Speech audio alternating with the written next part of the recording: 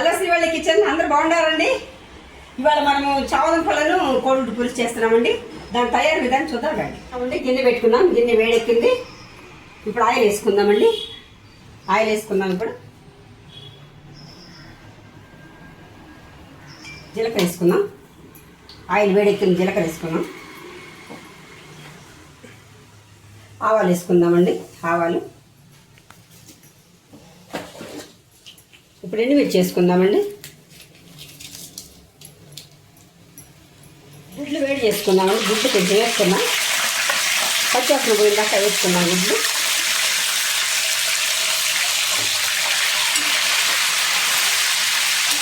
పసుపు వేసుకుందామండి. ఇప్పుడు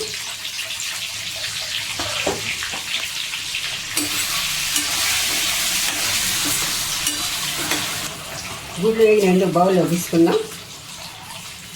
గుడ్లు వేసుకుని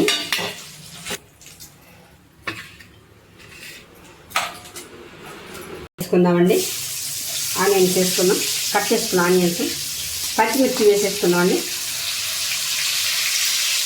కరివేపాకు కూడా వేసేసుకుందాం. ఇప్పుడు ఒకసారి తిప్పుకుందాం.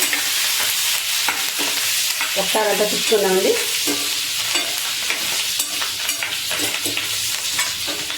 ఉప్పు వేసుకున్నాం, కల్లుప్పు.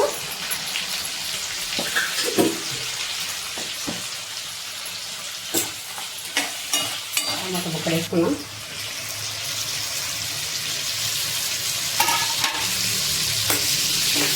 ఒకసారి అంతా తిప్పుకున్నాం. 10 నిమిషాలు మూత పెట్టి మగ్గనిద్దామండి. కొంచెం అల్లం వెల్లుల్లి పేస్ట్ వేసుకున్నాం.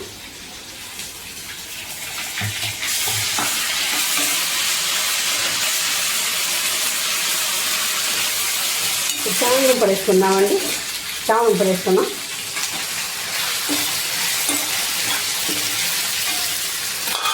ఒకసారి కలుపుకున్నాం.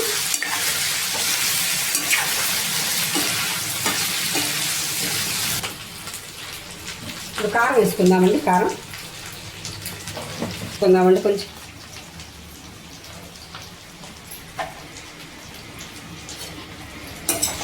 పులుసులో కింద బాగుంటుందండి, చాలా టేస్ట్గా ఉంటుంది. పులుసులో కింద వేయాలి కంపల్సరీ. పులుసు వేసుకున్నాం.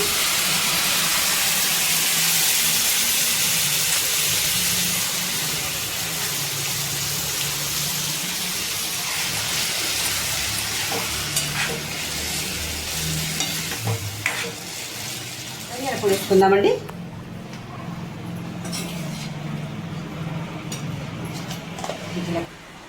జీలకర్ర పొడి అండి.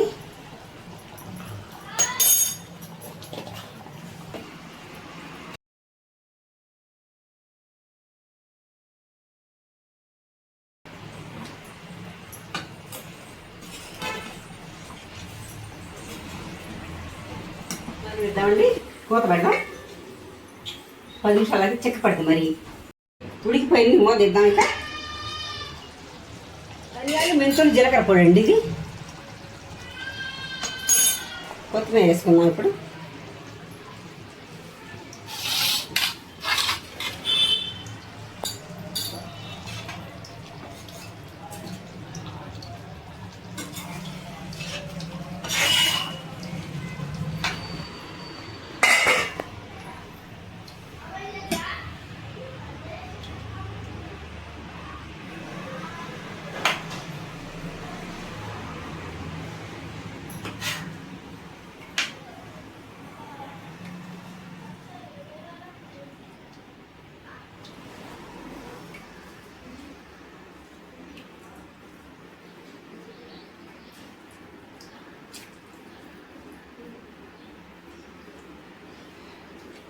సూపర్ ఉందండి.